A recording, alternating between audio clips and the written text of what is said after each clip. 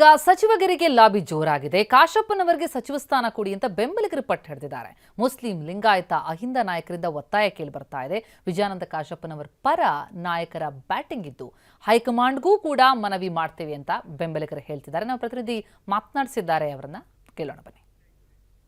ಶಾಸಕಾಂಗ ಪಕ್ಷದ ನಾಯಕನಾಗಿ ಡಿ.ಕೆ. ಶಿವಕುಮಾರ್ ಅವರನ್ನ ಆಯ್ಕೆ ಮಾಡಲಾಗಿದೆ. ಸರ್, ಏನ್ ಅನಿಸ್ತಾ ಇದೆ ಸರ್? ಶಾಸಕಾಂಗ ಪಕ್ಷದ ಸಭೆಯಲ್ಲಿ ಏನೇನು ನಡೀತು, ಯಾರು ಏನ್ ಮಾತಾಡಿದ್ರು? ಕಾಂಗ್ರೆಸ್ ಅಂದ್ರೆ ಒಂದು ಶಿಸ್ತಿನ ಪಕ್ಷ. ಇವತ್ತು ಈ ದೇಶ ಕಂಡಂತ ಇವತ್ತು ಸ್ವಾತಂತ್ರ್ಯ ಪೂರ್ವದಲ್ಲಿ ಸ್ವಾತಂತ್ರ್ಯ ತರುವಂಥದ್ರಲ್ಲಿ ಇವತ್ತು ಪ್ರಮುಖ ಪಾತ್ರವನ್ನು ವಹಿಸಿ ಇವತ್ತುವರೆಗೂ ಒಂದು ಶಿಸ್ತತೆಗೆ ಬದ್ಧತೆಗೆ ಹೆಸರಾದಂಥ ಪಕ್ಷವೇ ಕಾಂಗ್ರೆಸ್ ಪಕ್ಷ ಅನ್ನೋದಕ್ಕೆ ಇವತ್ತು ನಮ್ಮ ಮಾನ್ಯ ಮುಖ್ಯಮಂತ್ರಿಗಳು ನುಡಿದಂತೆ ನಡೆದು ಏನು ಇವತ್ತು ಅಧಿಕಾರ ಹಂಚಿಕೆಯನ್ನ ಮಾಡುವಂಥ ಸಂದರ್ಭದಲ್ಲಿ ಮಾನ್ಯ ಮುಖ್ಯಮಂತ್ರಿಗಳು ಇವತ್ತೇನು ವರಿಷ್ಠರು ಇವತ್ತು ಅವರಿಗೆ ಮಾತನ್ನು ಕೊಟ್ಟಿದ್ರು, ಆ ಮಾತಿನಂತೆ ಇವತ್ತು ನಮ್ಮ ವರಿಷ್ಠರು ಹೇಳಿದ್ದಕ್ಕೆ ಅವರು ರಾಜೀನಾಮೆಯನ್ನು ಕೊಟ್ಟು ಇವತ್ತು ಹೊಸ ಶಾಸಕಾಂಗ ಪಕ್ಷವನ್ನು ಸರ್ವಾನುಮತದಿಂದ ನಮ್ಮ ವರಿಷ್ಠರ ಆದೇಶದ ಮೇರೆಗೆ ಸರ್ವಾನುಮತದಿಂದ ನಾವು ಇವತ್ತು ಸನ್ಮಾನ್ಯ ಡಿ.ಕೆ. ಶಿವಕುಮಾರ್ ಸಾಹೇಬರಿಗೆ ಇವತ್ತು ಶಾಸಕ ಪಕ್ಷದ ನಾಯಕರಾಗಿ ಆಯ್ಕೆ ಮಾಡಿದ್ದೇವೆ.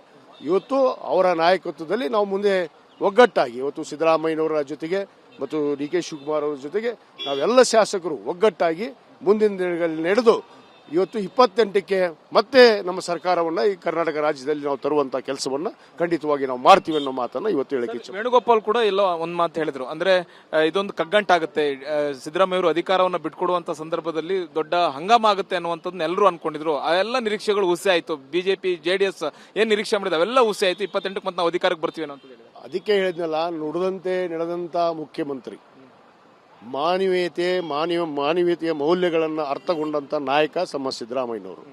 ಆ ಒಂದು ಅರಿವನ್ನು ಇಟ್ಕೊಂಡೇ ಅವರು ಕೊಟ್ಟ ಮಾತಿಗೆ ತಪ್ಪಬಾರದು ಅಂತೇಳಿ ಅನ್ನ ಬಸವಣ್ಣನವರು ಒಂದು ಮಾತು ಹೇಳ್ತಾರೆ, ಕೊಟ್ಟ ಮಾತಿಗೆ ತಪ್ಪಿದ್ರೆ ಇದೇ ಜನ್ಮ ಕಡೆ ಅಂತೇಳಿ. ಆ ನಿಟ್ಟಿನಲ್ಲಿ ಕೊಟ್ಟ ಮಾತಿಗೆ ಎಂದೆಂದು ತಪ್ಪಬಾರದು ಅನ್ನೊಂದು ಉದ್ದೇಶದಿಂದನೇ ಇವತ್ತು ಕೊಟ್ಟ ಮಾತಂತೆ ನಡೆದಿದ್ದಾರೆ ಅನ್ನೋ ಮಾತನ್ನು ಹೇಳ್ತೀನಿ. ಆ ಒಂದು ಕಾರಣದಿಂದ ಅವರ ವರ್ಚಸ್ಸು, ಅವರ ಒಂದು ನಾಯಕತ್ವ ಈ ರಾಜ್ಯದಲ್ಲಿ ಅವಶ್ಯಕತೆ ಇದೆ, ಅವರು ಹೆಚ್ಚಿಸುತ್ತೆ.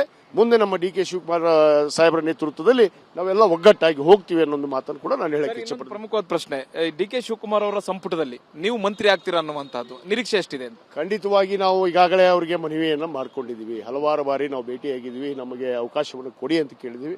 ಖಂಡಿತವಾಗಿ ಅವರು ಪರಿಗಣಿಸ್ತಾರೆ ಅನ್ನೊಂದು ವಿಶ್ವಾಸ ನಮ್ಮಲ್ಲಿದೆ. Okay sir, thank you. ಇದು ಶಾಸಕ ವಿಜಯಾನಂದ ಕಾಶಪ್ಪನವರ ಮತ್ತು ಕ್ಯಾಮ್ರಾ ಪರ್ಸನ್ ಬಾಲಾಜಿ ಜೊತೆಗೆ ಹರೀಶ್, TV9 ಬೆಂಗಳೂರು. ಕಾಂಗ್ರೆಸ್ ಪಕ್ಷಕ್ಕೆ ಎಲ್ಲ ಕಡೆಗಳಿಂದಲೂ ಕೂಡ ಈಗ ಆಗ್ರಹ ಒತ್ತಾಯ ಕೇಳಿ ಬರ್ತಾ ಇದೆ. ಯಾರಿಗೆ ಕೊನೆಯಲ್ಲಿ ಅವಕಾಶ ಸಿಗುತ್ತೆ ಅನ್ನೋದಕ್ಕೆ ಉತ್ತರ ಶೀಘ್ರದಲ್ಲೇ ಸಿಗಲಿದೆ.